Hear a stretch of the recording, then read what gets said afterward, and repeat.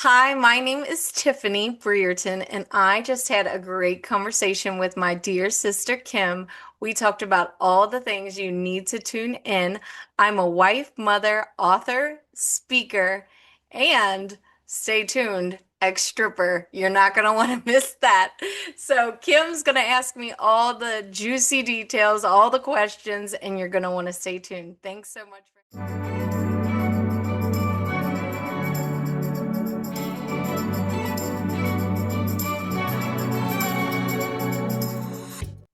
Welcome to the show. I'm so happy you're here. You are going to be so happy you're here. I'm Kim Sorrelle.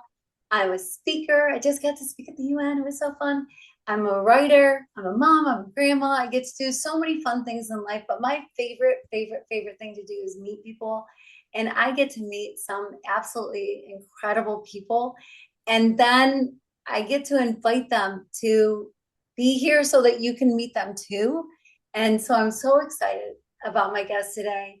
Tiffany has been through the ringer. You know, there's people that go through more than their share of heartache, of the hard stuff in life. And I love, we were talking about this before we started recording. I love that she's taken her pain and her difficult life that you're going to want to hear, because you're going to want to hear about how the story is told. It's very important. But she's taken that and turned it into this incredible thing that she's doing and helping so many people and just spreading love. And I love that. I love her.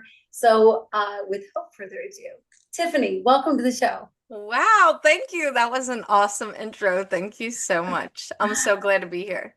Yeah, I am so glad that you're here. So, yes. So, before we get into anything else, I just want people to know you. And so, I want to hear about 8-year-old Tiffany. 8-year-old Tiffany. 8-year-old Tiffany, she is bubbly and she is fun. Center of attention for sure. Wanted to be an actress when I was little, always.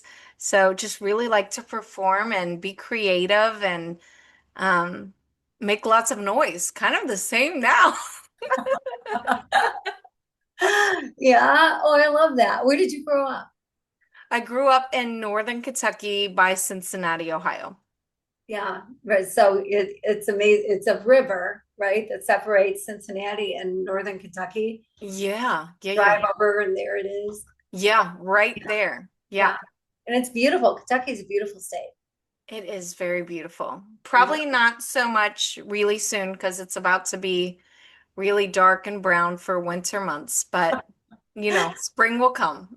Yes. Yes. Yeah. It has a way of doing that. It has a way of coming. So it's really Yeah, nice. yeah. So childhood, when you're 8 years old, you're outdoors playing with kids or you're hanging with friends and you're doing your thing, right? And Kind of. I grew up on a farm, okay, so it was really just siblings and, that sort of thing. how many siblings do you have? I have two, an older sister and a younger brother. Oh, nice, nice. And yeah, growing up on a farm, there's something very special about I guess. that. I would not do it for anything in this world now. But it did make me really, really strong. Like I'm like physically I can like lift like a boy, like it made me very physically strong and it stayed with me all these years. Yeah, well, it's interesting because so many people grow up in a city or they grow up in a suburb or whatever, right? And then there's only so many people really that grow up on farms because there's only so many farms. Yeah. And where I grew up, there was a lot of. I grew up in a suburb, but so in a neighborhood, but surrounded by farms, lots and Oh. lots of farms. And so, I'd pick strawberries to make money in the summer, or whatever, farms doing whatever. And there is I just have an appreciation for that life. I didn't live it. It's We hard. lived it, but I definitely have an appreciation for that life and for what farmers do, for goodness sake. Yeah. They feed Yeah. us. So It's hard work for sure. yeah. But it definitely made me tough. And I think, part of how I'm able to persevere, honestly, through a lot of things, that I've gone through in life because life is hard, right? So, Yeah. and When did, so is farming. oh, yeah, no kidding. No kidding. Yeah. Yeah. I could see where farming would make you resilient. There's no doubt. Yeah. Yeah. Yeah. That's cool. So, make you resilient or just make you just go to the loft in the barn and never come out, one or the other. Right, right, Yeah. exactly. Yeah. So when did life get tough for you? Life got tough around sixth grade. We had a cousin, he moved into our house. My dad was like really like like he was a military guy, but not, he never was in a military, but like that strong character. And like, if anyone could get my cousin's life back in order, they thought it could be my dad. So really just admirably just invited him in and was trying to help this young man's life change and to get him on the right path because he was in and out of juvenile all the time and well into his high school years. So I was excited because as I mentioned earlier, I like being the center of attention. So it just really was like someone else to pay attention to me. And so I was really excited about it. I love people. And after a snow day from school, we got called off school that day. We all went back to bed, and that was the first time I had encountered any type of sexual abuse. And so after that moment happened, things drastically changed in my life. And I didn't tell anyone. So it just kept getting worse and worse and worse. And I didn't understand because I was too little to understand, obviously, um, why things were getting so worse, why I was suicidal, why I was scared of everything all of a sudden. Why this little pure, excited girl was, somewhat darker now, like it just changed me and I didn't understand why. And that was the root of it. Right, right, right. What did your parents see this change in you? I don't know. I think so I did end up in high school. I kind of was like, I was leaving suicidal notes all over the place. I was desperate for attention and a fix. And so they did send me to counseling. Um, I was kind of begging for it, honestly, because I didn't like feeling the way I was feeling. So I went to counseling, but I think counseling and counselors are a lot more trained now. I'm 44 now. So I think that there's a lot more signs and symptoms of sexual abuse. And they ask questions probably a little bit better, but no one asked me. So it was just really like, oh, she has depression and anxiety and give her some medicine. And Mhm. the medicine actually made me so much worse.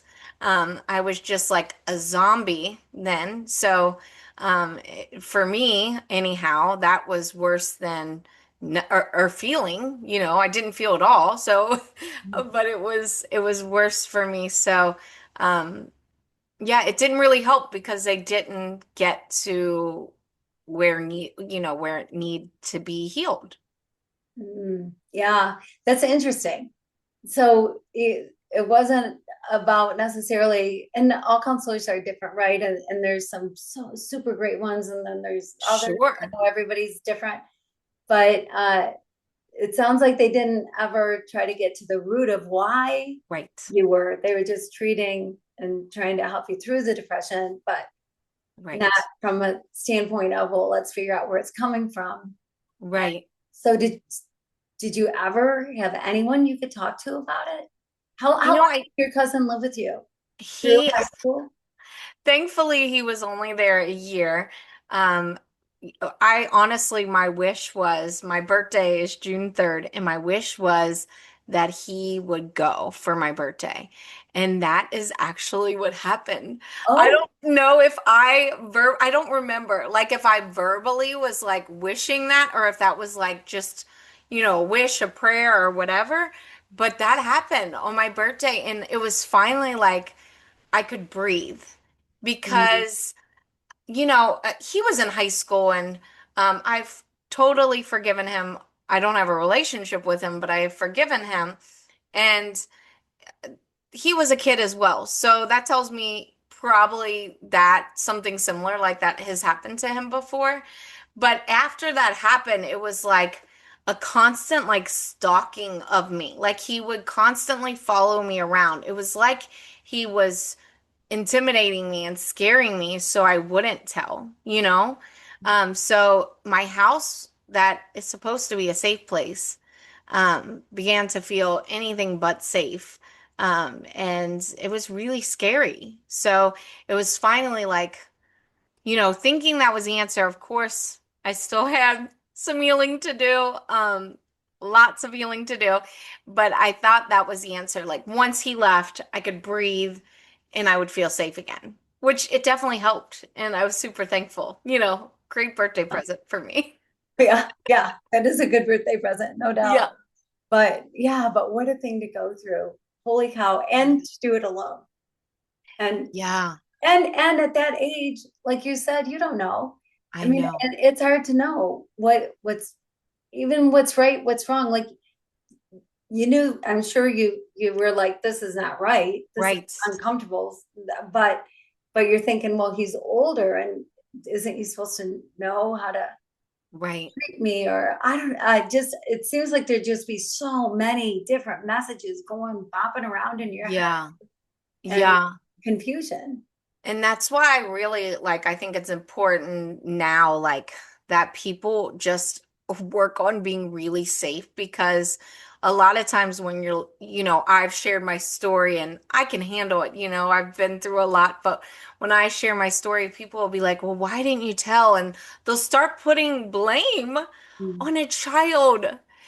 Like God created us all differently, right? And who knows how each one of us is going to act in a situation. And so to put the blame on a child for trauma that happened to him, it can honestly be re-traumatizing and it can be worse in some cases than the actual trauma, which I found a lot along the way. Like, when I encountered not safe people when I shared my story.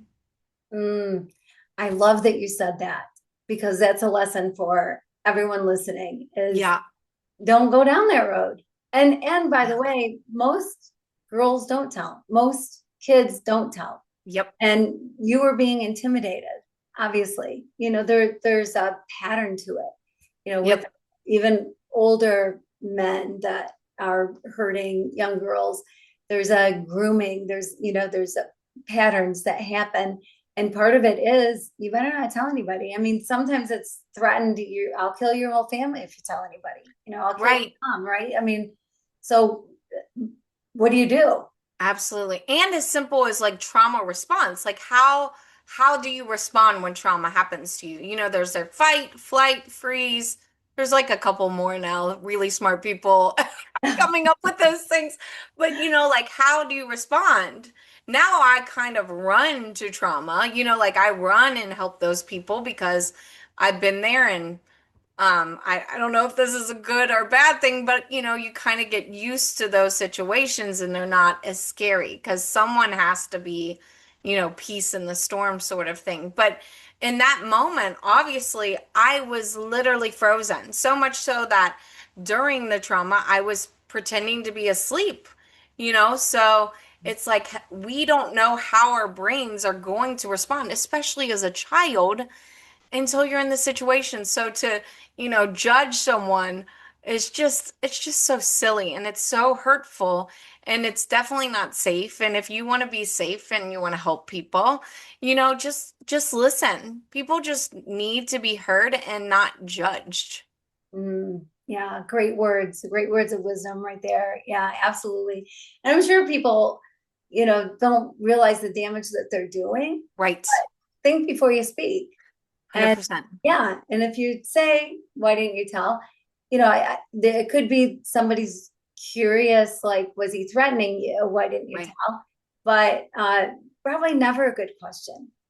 Right. task. Right. And there But is grace. I mean, people are doing the best they can. And sure. I understand that now looking back, but it's just, when we know better, we do better.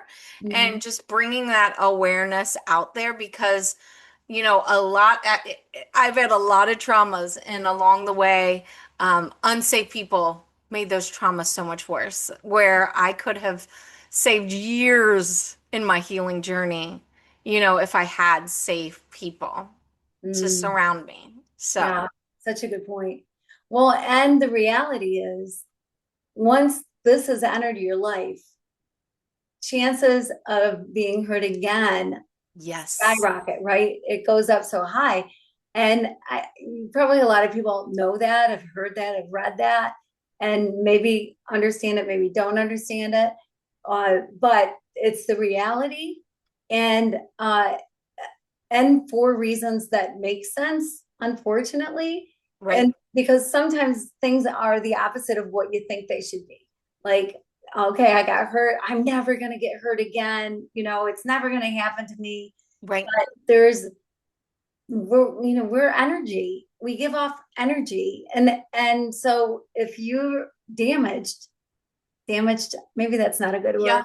Sure. Well, yeah, if you've been hurt and like you're vulnerable, right? Like Vulnerable. Yeah. people totally can sense that. And it's like a worthiness thing too. Like it all kind of boils down to like that you start believing you're not worthy or you're damaged goods, things like that. You start believing lies or whatever you want to call it, but you start believing that and people sense that about you. So you do become very vulnerable. And also I think what trauma does is you stop being able to like see red flags because you're kind of used to pushing like I did for so long.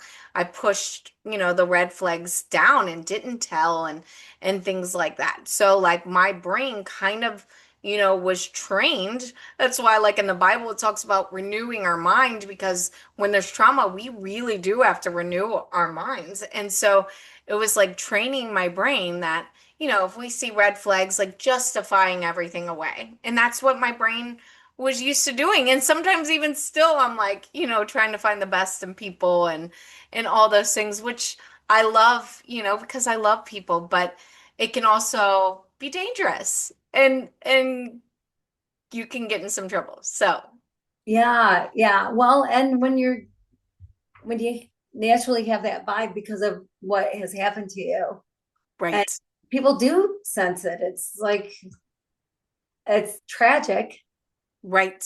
but uh, the predators, I guess, Yes, people that have that issue in their life, they look for people who absolutely. they can sense it. Absolutely. Yeah. I know. And how, I mean, you're already so vulnerable as a child and put trauma on top of it. It's sad. Hmm. And that wasn't your only trauma. Oh, heavens no. I got a lot. So, that kind of set up the next part of, what happened. Of course, teenage years, I'll just show you some side effects of what that trauma did. But again, I was like suicidal. I did some cutting of my arm because I was in so much pain. Like the physical pain just felt better. Like it was some relief, which I don't understand, but psychology seems to understand that. And so I would binge eat and then I would throw up. And I was like super tiny, but I was like anorexic. Like I just had this weird vision of myself. Like I was so small, but it was like, it was just never good enough. So teenage years were really rough and I just wanted to die. And so 18 was like that next magical thing. Like when I turn 18, everything's going to be better because I'm going to have control of my life, which is not what happened. 18, I was actually still a virgin. So I was a really good girl. Like, I was like, I'm going to save my virginity for the guy that I'm going to marry. Like, not necessarily that we're going to be married, but that I'm going to marry. So I made that decision and promise to myself, I guess, Probably early teen years. Like I just was like really just adamant about that. Would break up with a boy right away if they even talked about it. I was like, nope. And I was just strong and convicted. And then for whatever reason, and I would argue now, knowing what I know, but through trauma and things like that, at 18 years old, I made the decision to walk into a strip club and become a stripper as an exotic dancer. Sometimes people are like, "What?" But as a virgin, and it was so wild. Like the things I saw, like literally the moment I walked in the door, that was a whole bunch of trauma in itself because I had never seen these things. Like I didn't grow up like some people who saw their dad's dirty magazines or I never saw those things and I was a virgin. Like I never experienced any of this. So people were talking to me, women without the clothes on, and I walk past the lap dance area, and I'm like, holy moly. I'm going back to the office like to do my interview, and I'm like, am I gonna have to do that? And of course, they're like laughing, like, where do you think you walked into, Cinderella? You know, but they were like, yeah, yeah, you are. And so, um, I don't know how still to this day, other than God made me super courageous and strong. I don't know how I ever walked back in that door and was able to do the things that I did because it was so out of character for me. And it was like, the only way that I was able to do it is that I was a different character. Like it was like that little 8-year-old Tiffany who wanted to be an actress. I was able to be an actress, and that was what kept me sane. And that's what like kept me separated from the character on stage, which Ah, is wild. interesting. Right, right, right. So you could just totally separate yourself and go into a whole different person, Yeah. basically, a whole different Yeah. character. Yeah, I could see where that would preserve you some. Yeah, I really do think it Yeah, helped a lot. Even down to the you had a different name. You had a stage name. right, right, right. So it really was like a separate person. Yeah, a separate life. Yeah. Made you interview there, apply there to begin with? I said my excuse at the time was that I wanted to be an actress and go to New York City and go to like NYU, because who's going to become an actress if they live in Northern Kentucky? And so that was like my goal, but my GPA was terrible. There's no way I was going to get into that college. Like I barely graduated. But that was kind of I'm going to get to New York City. That was kind of the goal. And I was like, okay, what can I do to make a lot of money to get there really quick? Because people were like, I just graduated and people already had their plan for the following year. I had no plan. None at all. So I was like, let me let me get my life together and get some sort of plan. Not the greatest one, but and looking back, older Tiffany looking back, seeing a lot of, side effects of being sexually abused. I mean, so many people, some of the side effects is becoming promiscuous or, or the opposite end of the spectrum where they don't want, to be with anyone. So that was kind of a way that the sexual trauma started playing out in my life as well. Because I knew that my body was powerful because of that moment. And I knew it was desired, and I knew it was a way that I could make a lot of money. And I did. I made a ton of money. Like, I'm still waiting this moment to make that much money again. Like it was that much. It was Yeah, that much. So in which is why I say that too, is because people are like, "Oh my gosh, why doesn't this girl just quit?" and blah blah blah. It's I mean, you obviously any job that you have, you acquire bills, to that lead up for that job, like to compensate for that job. And so people are stuck. They're single moms in there. They can't put anything on their resume. It's not like anyone grows up and they're like, my dream is to become a stripper. Like, that's not a realistic thing. No one wants to do that. So I say that because you really do get stuck in that situation. And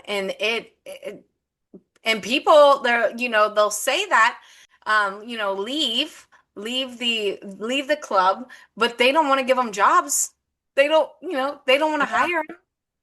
Yeah, there's so much to that. Yeah, Yeah, there's a couple things that you said that I think are so true. One, I knew a woman who that was her profession, and she became a mom and got married, and her husband wanted her out of it, and it was kind of the same thing. Well, she could go work in an office for this much money, or she can make 10 times that amount of money working not even as hard maybe or as many right. days even or whatever it You happened get to to spend be, time with their kids. spend time with their kids exactly. And so there's so much that plays into it, and you're so right.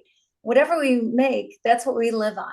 So if you Right. make more, you tend to have a bigger house or a bigger car payment or whatever it is, Right. right? And so Yeah. then you get stuck in that.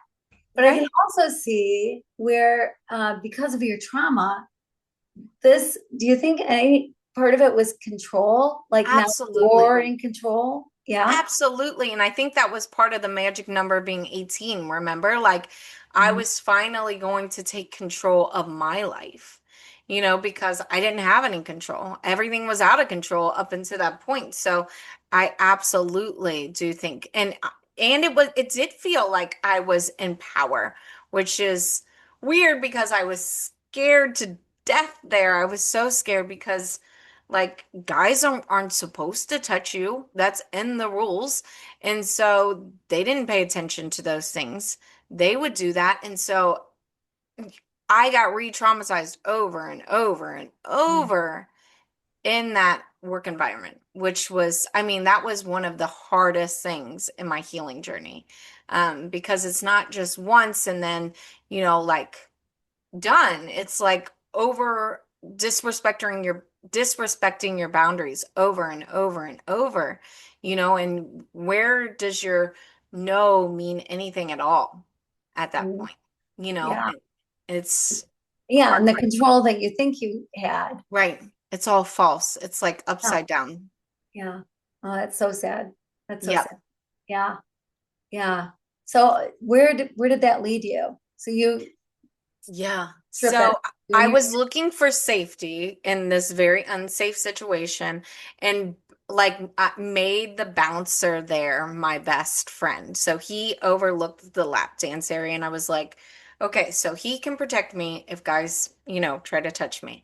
And so I innocently made this 34-year-old man my best friend and he um took it in another way and b asked me out, which I thought was with a group of friends, and I thought we were all just going out one night, and it didn't turn out to be like that. It turned out to him thinking that it was a date, and again pushed all of those red flags down, justified it, and was like, "This is my answer to continue to be safe." And so I went along with it.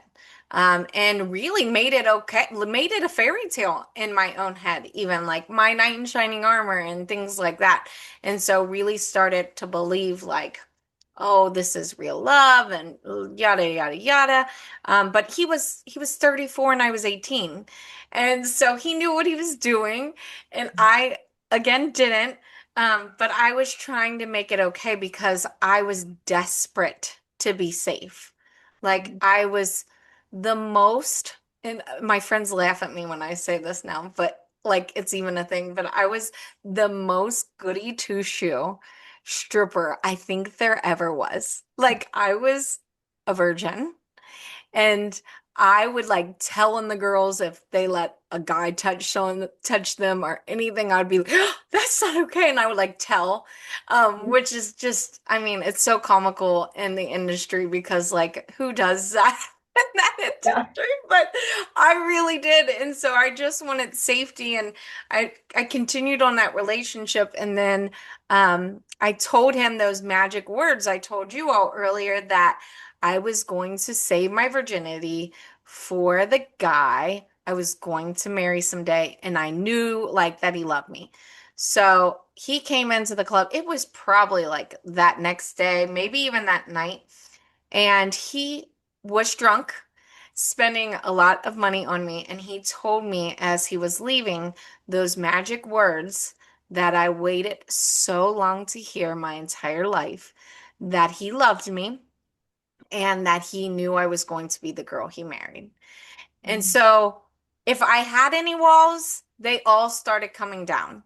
And situations I typically wouldn't have found myself in, I found myself in. So one day I went over to his apartment, which I can't even tell you how many red flags there was there, but we, were just kissing, and he took things way too far and went and listened to my nose and lost my virginity to rape Mm. that day. So things, I mean, just things just continued to spiral. And it was just, like even just the image of what sex and intimacy can be really just, I didn't have a good visual of that, because I was learning, through the adult entertainment industry what that looked like. And I was learning now from the rape and abuse that, was happening to me, um, what that is supposed to look like. So, which is complete opposite of what that's supposed to look like. So it was so damaging, and it just kept getting worse for a while. Yeah, well, and so much of that is wrong. So much of that. Yeah, Because first of all, he's telling you he loves you. You feel like you're safe with him. right. Instead, he's the opposite of safe, the Yes, complete opposite of safe. But yet you're engaged, or you're planning on being with this guy forever. He's your boyfriend. right. And uh, way too often, I get on a soapbox about this, because less than 5% of rapes are brought to trial, are convicted in our country. Less than Yeah, 5%. Less than 5%.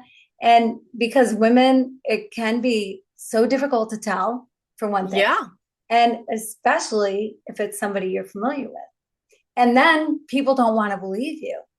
And 100%. yeah, yeah. And I had a lawyer tell me that when a lawyer is defending someone accused of rape, a rapist, I'll say, when a lawyer is defending a rapist, they want women on the jury, because women will go, yeah, did she really say no? What was she wearing? What was she wearing? Yeah, What was she yeah, wearing? yeah. Yeah. We can't do that to each other, Yeah, ladies. can you imagine if I went No. in as a stripper? Like, oh, okay. Like, Right. really? Who's going to believe you, or who's going to, Right. Yeah, right. yeah. And yeah, and so like I pushed every red flag down, and like, I had my heart's desire for that rule my whole life.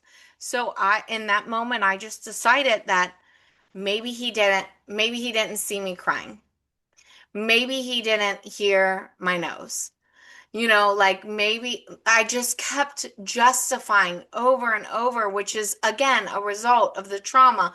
Over and over, I was justifying it. And, like now I was like in a committed relationship because, this happened, something that I saved for so long, for the person I was going to marry happened. Regardless of how it happened, I didn't know. I tried to make it, the best case scenario in that situation, but he knew what he was doing. Yeah, yeah, yeah. You might not have been his only victim either, actually. Sure. Yeah. Well, yeah, and the fact that, looking at 34-year-old Tiffany, he was 34. I mean, he knew. His dark eyes, I remember staring at me. Mhm. He knew. Mhm. Yeah, yeah. There's no doubt he knew. Yeah. But what a conflict in your head. Because Yeah. here you're like, I'm saving myself for the one that Yeah. I'm going to be with the rest of my life. Yeah. And then you think he's the one you're going to be with the rest of your life. And so then you're going to be at a point where you're going to be okay with it, but not taken from you. Like there's nothing right Right. about that. And Right. I I just can't imagine how that messes with your head. Yeah, and I mean, I grew up like I guess really innocently in the farm situation and like, the whole fairy tales and like pureness of who I was. And so I really just was justifying everything away to like a fairy tale, like, oh, like if we're in love, we can make everything work. I probably shouldn't have watched as much Disney. Because it's not real life, like I couldn't have made that work. There was no way 18-year-old Tiffany could have made that work, but because I had, built up such a fairy tale in my head. And again, if you're listening, I'm not putting any blame on myself because what happened was not my fault. He was very wrong. He knew what he was doing. But this is just, my perspective of what my brain was doing it to try to make it okay at the time. So it's important to remember, like, because so many people put that guilt and shame on themselves, and it's not your fault. If you have a boundary and you say no, even if you change your mind and you say no, that needs to be listened to and respected. It's your Yeah, body. 100%. The law is until the moment, or at least in Michigan, I don't know if it's a state thing. I think maybe it is, but the law in Michigan is until the moment of penetration. If you say Okay. no, it's a no. Yeah, So absolutely. yeah, yeah, yeah. As it should be. It's your body. Yes, exactly, exactly. There Yeah, should and people can change their mind. yes, yeah, 100%. Yeah, for sure. Yep. Yeah, yeah. Well, and when you're a kid and you are taken advantage of and you're hurt, it's not your fault, Right. right? But I Absolutely. know that sometimes people blame I know. themselves. Well, I see it over and over again. Like guilt and shame are like the two things that really stop so many women from healing and like getting their voice back. I see it over and over because they just want to, minimize it and be like, oh, well, I did do this or I did do that. And, or, the shame just keeps them from being able to use their voice at all, and keeping things in darkness. So it's just one of those things that I want to know, like everyone listening, because statistics say that a lot of people in your audience listening are going to have experienced sexual trauma, right? Like Mhm. statistically, and this is reported cases, 1 in 4 little girls are going to have sexual trauma before they're 18 years old. And that is reported cases. No one I've ever encountered has ever had a reported case. So I think if Tiffany is doing statistics here, I think it's closer to 1 in 2 or 1 in 3. I'm actually surprised at this point when I meet someone who doesn't have sexual trauma in their background. I'm like, really? Are you sure? Like, so I want to be sensitive to the audience so that they, hear like that it's not your fault and the guilt and shame, like don't let those things and those lies come into your head because, I'm a woman of faith and I believe that there's light and dark, there's God and there's an enemy, and the enemy wants you to stay stuck and he wants to, steal from you and your identity. So, um, just don't let those lies get into your head the best you can. Yeah, that's such great advice. Yeah, absolutely. Uh and don't give him the power Right. to take away your identity, Right. right? Yeah. Because with the guilt and the shame, but then you're giving him your power. Take back your power. Take back your power. And I think, obviously it makes sense that that's part of your story for a little while because Oh, there's, a lot of times there's just, when you don't know, you don't know. And lack of healing. But as you are walking and you're seeing like these side effects creep up in your life because they creep up, you can only push down trauma for so long. just kick the enemy in the teeth and say no. Like, and if you can't do it for you, if you can't heal for you, heal for your family, heal for, your kids, and it will be eventually for you. Like there's someone out there waiting for you to show up and be the best version of you. Like I have seen it over and over in my journey. Like that's why I speak so loudly and keep using my voice because I know there's people out there waiting to hear it. Like, okay, if this girl who was a stripper who've had sexual trauma, and there's more, I don't know that we even have time for all of it today, but there's so much more. If she can, if she can heal and God can turn her mess into a message, then there's hope for me. Maybe I'm not too far gone. And that's really just my heart's desire. If I had to like put my motto, into just a sentence is that no one is too far gone for God, you know, and He is the light and He wants to push out darkness and He's gentle and kind and He will walk through you, like walk through this healing journey with you one step at a time, Mm, which yeah. is And he what doesn't judge you, I know. right? He's not like the rest of us, Yeah. Yeah. Like the right. Yeah. Right. you Right. know? Right. Right. Right. And he Yeah. meets you where you are. He meets you where Yes. you are. Any love, I mean, there's nothing you could ever do that was too bad for him. Like he just loves you and he sees his son when he sees you, which is, I mean, I'm so thankful because I'm a whole hot mess most days. And I'm like, oh, good. Like I don't have to be anything other than who I am because he just loves me. That's so good. That's so good. Well, and you said there's more and more that happen Yeah. because it does tend to be a snowball, right? Like Yeah. this thing and it leads to that thing and it leads to Right. that thing and it leads to, right? Because it Yeah. becomes normalized, I guess, maybe in your mind or Yeah, and you just keep on looking for ways to like control, I think. Like fix things because we all think we can fix it until we realize we can't, mm, and we need a savior, which thank God I have one of those. But, I just kept spiraling out of control into bad relationship after bad relationship. But this guy, the 34-year-old, I didn't end up marrying because I ended up pregnant. He actually told me that he was fixed. And I went to a Catholic school, and I don't know if y'all know, but they do not teach about like birth control and things like that. They just teach abstinence. So when he told me he was fixed and that I couldn't get pregnant, I just believed him. I believed him. And I didn't think I could get pregnant. And so when he told me one day, he said, by the way, I got it reversed, so there's a possibility that you could get pregnant. mm, I knew in that moment, everything in me knew in that moment that I was pregnant.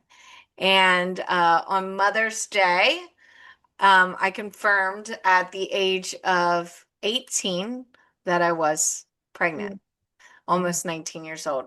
Um, so it was just, life and then kept spiraling. I tried to fix it. I was like, okay, well, now I have to marry him, right? Like I'm pregnant, I'm a good girl, this is what you do.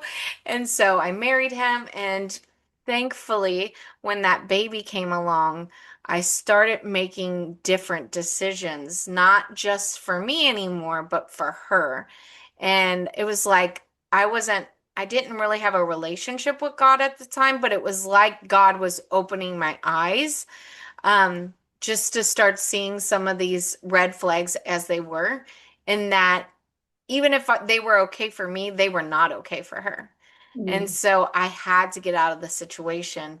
And so by 19 years old, I was married, had a baby, and then divorced.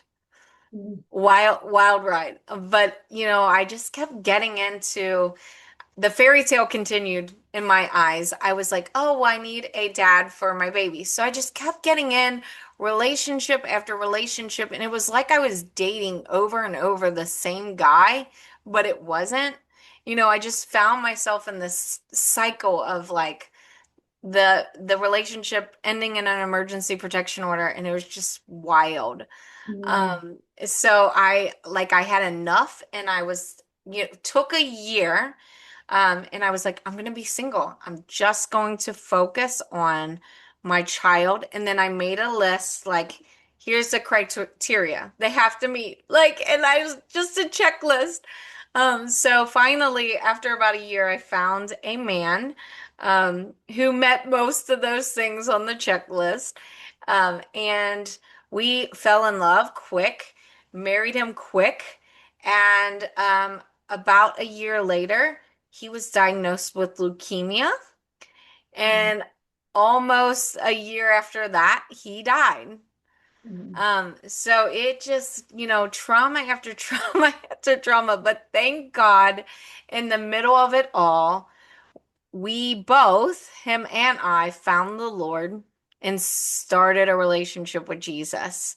Um, and so once things were very dark, um, it started getting like light and hopeful. Like at least there was hope. Like, when you're in situations and trauma like me, and I'm sure a lot of your, audience listening, that okay, if this world isn't the only thing that we have to hold on, and that there is more, and that there is heaven, and that, we're not going to have to deal with this stuff, if that's all that we have to hope for, like that's something. mm. That's something. That's something like, oh, I can reunite with him someday in heaven, or there's just hope, right? Like it's not all dark anymore, because that's all I was Yeah. experiencing was It's like darkness. it's like the door cracked open and Right. you started to see the light. And Yeah. yeah, and I'm so sorry about your husband because that Thank that hurts a lot. And on top of everything else, it was just like another thing, another thing, another thing. Yeah. I It mean, was what a are the while. odds? I know. It Right? was, yeah, Uh, I could tell you. I mean, there's so much more. Y'all are gonna have to get my first book is my memoir. It's called From Stilettos to Grace, and there is literally so much more that we couldn't put. There's no way we could fit it all in today's interview, but I put it all in the book because I believe it's important. Because when you're going through so much of this stuff, to know that you're not the only one and you're not alone is everything. mm. So true. Yeah, absolutely. Absolutely. And it's a great book. And it's a hard story to tell and it's a hard story to read, Yeah. but you learn a lot Yeah. because you are so transparent in your book that you let people know this is what it feels like. This Yeah. is how I was feeling. And I'm sure for women that are in similar situations, have gone through similar trauma, whatever, they're like, somebody finally put to words the way I Right. feel, right? Right. Yeah. Yeah, and as I started healing, that's what really helped me. Like when I started hearing about side effects of trauma, like, oh, these I'm not actually crazy. These are side effects of my trauma. And so that is literally why I open myself up. Number one, because I remember what it's like to be so oppressed without a voice and in so much darkness. Like I remember, you can't forget that. So it's like for me, it's super important that God gave me my voice back, that I'm going to use it now. And so, and I know that so many people are sitting there waiting to hear, like, they're not crazy, they're not too far gone. So that's why I scream it from the rooftops, and will continue to do so as long as the Lord lets me Yeah. have my Yeah. voice. Which is so good. So what happened after your husband died? Because here now you've started this walk with Jesus. Yeah. Yeah. Yeah. So again was single for a while, and then a couple years later I met my now husband, and he was actually a family friend, so it was safe, and he knew everything about my past and I knew him, and we didn't even plan on it going anywhere, but just like God, when you think that you're never going to get married again or never going to have kids again, there was a better plan for my life. And so we got married and had three more babies. So now I'm a mom of four. My youngest is now 10, but I mean, honestly, every time I think of that redemption alone, it just, makes me want to cry like boo-hoo tears because honestly, when my second husband died, I was so convinced that there was no more hope for a husband or children again that I put my name and my picture on that headstone. Mm, I mean, there's still my name and picture on a headstone. I was so convinced that, I was never going to be a wife and that I was never going to have children. And so the fact that, I have three more children and a loving husband who's loved me for many years now is just an answer to prayers that I never knew how bad I needed. that's so beautiful, really. And what different circumstances, like when you Yeah. found out you were pregnant for baby number two, your first one with Yeah. your husband, that's a whole different finding out you're pregnant than your I Mother's Day know. finding out you're pregnant, right? And I even going know. through the pregnancy had to be Yeah. 100% different, like just everything about it. Yeah. Yeah. I mean, it was all of, I mean, if we just stopped with my family, the redemptive story in my life, it's enough. Like it's enough. They are, my everything. And it just, being wife and mother now is just so amazing and so healing to just be loved for who I am, who I am just as I am. Maybe not some days, but for the most part. But no, it's so true. God is just so cool I know. that that happened in your life, that could happen in your life, could I happen in know. anybody's life, right? It's it's Yeah. beautiful. It's just Yeah. beautiful. And yeah, and I love it that you had a beautiful experience after having a crappy experience. Yeah, twice. Yeah. Yeah, yeah. I mean, yeah, it's amazing and I'm just so thankful. It was definitely hard. Like it's still there's the healing journey still I mean for the most part like I've done so much healing with God, so we're just layer by layer now, but when the trauma resurfaced at 34, I had just had a couple babies and this husband, and I was in the happiest times of my life, but the trauma resurfaced. And so it was miserable. I was having anxiety attacks every day. My jaw locked up one time because a trauma response is TMJ, like you clench your teeth so hard when you sleep and you're constantly on like alert, and my body was like so tense all the time, so it locked up and it was just like there was no more pushing down the trauma. And so I just had to start walking through my healing journey, which I mean, it was so hard. And I don't want to like dwell on the hard because I know people are so scared, especially with my second book now. I really see it playing out. I know so many people are scared to like face their trauma because it is hard, right? Like Mhm. to go back and deal with the thing that hurts you the most is so, so hard, but it's so worth it. Like to have my voice, to be able to like love my family the way I need to love them and be the mother and wife I am now, and to be the sister and friend in Christ that I am now. Like it was hard, but every part of it was worth it. Just like childbirth, like you'll forget, maybe you won't forget, but like it's just it's all worth it. Like to not be so oppressed that I'm so scared of what I'll say, that it might offend someone or whatever else. Just the freedom that I'm walking in now.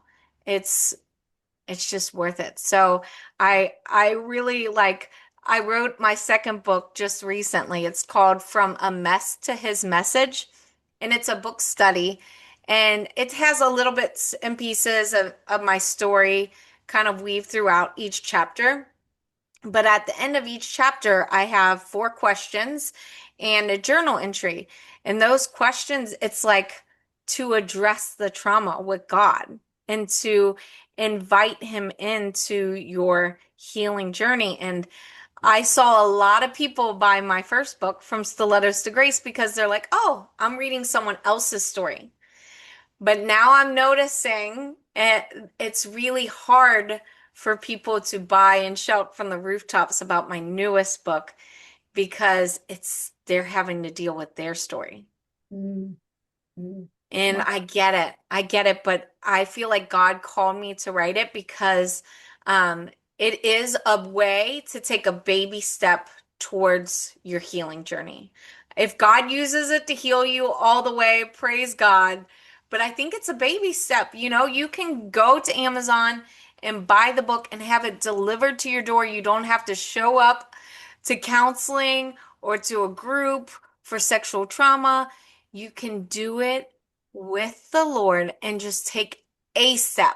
You know, like sometimes that, even if it's a baby step, is the hardest step to take. So I feel like God, now looking back, called me to write that. So it's a baby step towards there and inviting Him in because, you know, He's the light.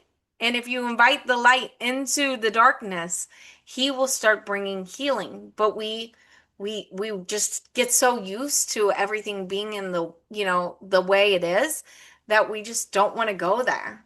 And I Mm, get it. It is hard, but I just want to shout that it is worth it. mm. Yeah, yeah. Which I'm sure there's people listening that are going, "Oh my gosh, when is trauma worth it? You know, when is it worth it?" But I look at it too. I'm curious what you think about this. That there's so many things you had zero control over, Right. right? Like you had zero control. Like if those things wouldn't have happened, great. Like that would have been great if they didn't, but Right. they did. But the They did. reality is they did. And they brought you to this deeper understanding, this place that feels so good because you were in so much pain. Right. And so it's not that you would wish trauma on somebody, but man, if you can be Tiffany and use the trauma instead of the trauma using you, Right. right? It changes everything. So yeah, Yeah. yeah. And I think, I mean, really it's what it's what God does to the enemy. Like what the enemy meant for evil, God turns for good. And so that's why like my book From a Mess to His Message, because really it's we try like I did for all those years to take control of our lives and do all these things and clearly didn't work out so well for me. But when I invited Him into this healing journey, and yes, I went to counseling, I did this EMDR that was amazing. There was so many steps I took on this healing journey. But when I invited Him into it, like He made it His message. He, you know, it wasn't easy, but it's just one step at a time. And I know women listening, we tend to overcomplicate things. We tend to make it like we need to have every single answer in front of us in that moment, every single detail, but that's just not how faith works. You know, it's believing without seeing. And so it's like taking a baby step, if it's buying my book or if it's calling a counselor today, just take a step and watch. He shows up. It's wild. You can't even explain it because it's not of this world. But when you invite him into this healing journey, he shows up. I mean, he just does. He met me all along the way. It says in the Bible that he's close to the brokenhearted. And because of the things I have experienced, I can tell you how tangibly true that is. Mm, I know him in ways maybe that some of you will never know him because I was in my darkest days and some things that you could never even, imagine. But I got to feel him in that way, so close to me. mm, And so if you invite him in, he's going to be close to you. Yeah, that's beautiful. So true. So true. Oh my gosh, I could talk to you I days and days. I know. And I've got a place in Florida, and Tiffany lives in Florida. We already decided we're getting together when I'm down there. And so you wrote the books. Books are fantastic. Absolutely. If you know somebody, who doesn't know somebody Yep. that could use your books, right? Yep. Both of them, not just one of your books, but both of them. So get them, send them to somebody, send them to somebody you know could use a baby step of healing, Yeah. use a boost, use whatever, and send it. Do be that friend. Be Yeah. that friend that will hop on Amazon and take the minute to do it. Be Yeah. that person for somebody, because sometimes those are hard books to buy for yourself, Yeah. right? So be that Absolutely. person, be that bigger person for them. Yeah. And Or, even offering to like go through this book study with him because I really think community is, I mean, so, especially safe community is so valuable. So, just like you see a friend struggling and everyone has some sort of trauma in their life, right? Just being vulnerable, like, I walked through a similar situation when I was dating a guy and he didn't respect my boundaries or, whatever else. You can get and relate to someone and say, I would love to walk through this with you because there's always more. I am 44 and I've been on this healing journey, and there is no way that I'm going to be perfect this side of heaven. It's just not going to happen. So there's always more. So don't think that you've got it all together, that you couldn't benefit from inviting God into, your trauma and your story too. so true, so true. Yeah, I don't like the phrase "get over it." I Right. don't like that because it If it will was that never easy. be a part of your story, right? I mean, you can get on top of it, Yep.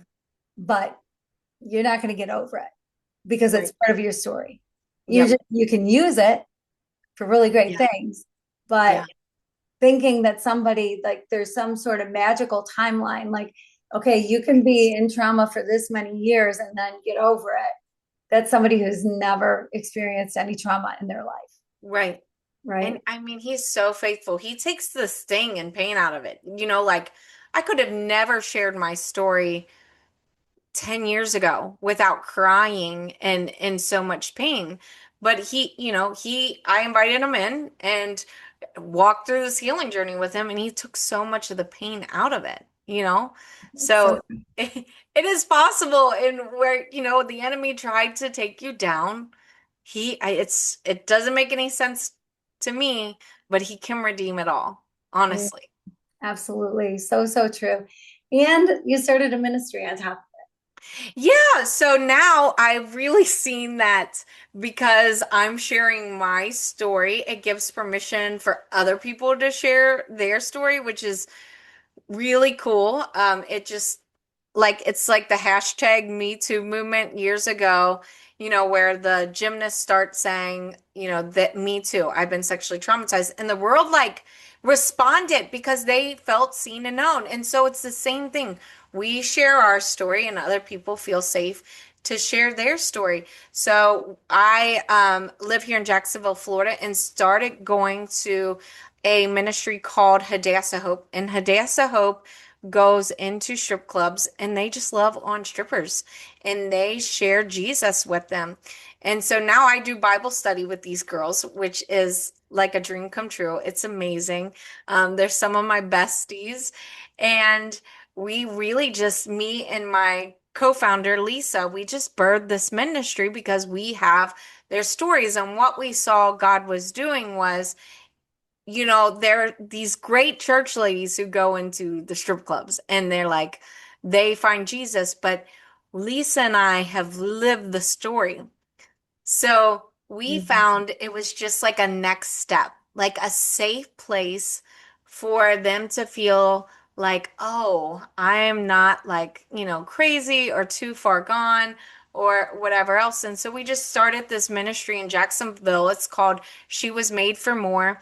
and it's less than a year old. We've had a couple conferences, and we see God using us with women who've experienced sexual trauma, who've been in the adult entertainment industry, human trafficking, which I didn't realize until this year was part of my story, which is wild. Stay tuned for that one. But we see that us sharing our story just creates a safe place where they can start their healing journey too, and know that it's possible, right? Like if you don't have any visual that it's possible, because most of the time, if you've been through the amount of trauma that we have, you don't get your voice back. It's Mhm. just so hard. You don't, there's so much shame and guilt, and we don't see a lot of people talking about it. Well, I'm talking about it, and so I'm blue in the face so that you know that there's hope for you and that you're not too far gone. Like, if I have to come over and just scream that to you, that you're not too far gone, because they're real. I mean, really, it doesn't matter what you've been through. And he wants you as you are. He loves you so much.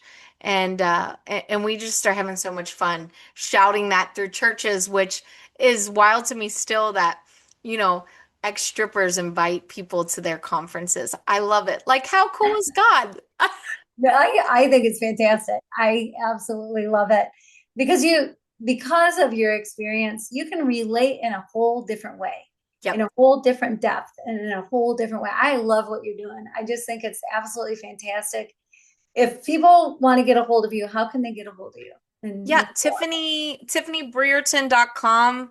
Um, do you link in your show Yep, notes? yep. We'll Okay, have the links perfect. in the show Because notes. Brereton's a hard name. But yeah, and then Amazon, you can find my two books, From Stilettos to Grace and From a Mess to His Message. But I'm on like all social media is I'm old, so I prefer Facebook. But you can find me anywhere. I just might interact more on Facebook. I'm trying with the TikTok and oh, there's so much. There is so much. And one way maybe to look at it as there's enough people on Facebook that they can then also share your message to the people that are on TikTok and on some of the other ones. So you don't have to That would be be great. on everything, Please right? help me. Because it's hard.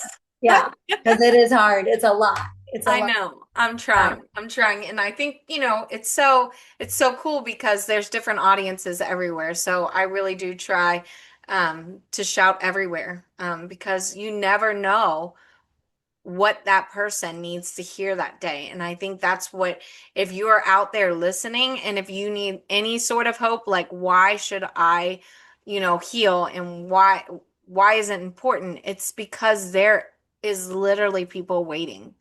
You have no idea how desperate people are waiting to hear what God did in your life or the healing journey you went on. Like, it means more than you know. And I know that seems super silly and simple, but it's that easy to really just say, hey, I get it. I get it. I'm so sorry that happened to me. Like, it's powerful and it could change everything about everyone's life and not just their life, but for generations to come. Yeah. Like, I know my children are experiencing a different Tiffany now because I walked through my healing journey. And Mhm. so hopefully, their generation, my grandchildren are going to even experience more an abundant life. So it's important. You just never realize how important it is. And your story matters, and people are waiting for you to heal. They're like waiting. And God can use you no matter where you're at in your healing journey. You don't have to have it all together because I'm still a whole hot mess. And I boast in it because honestly, like God uses our weaknesses. Because when we're weak, He is strong. So I don't have to be anything other than weak, which takes the Yeah. weight off, right?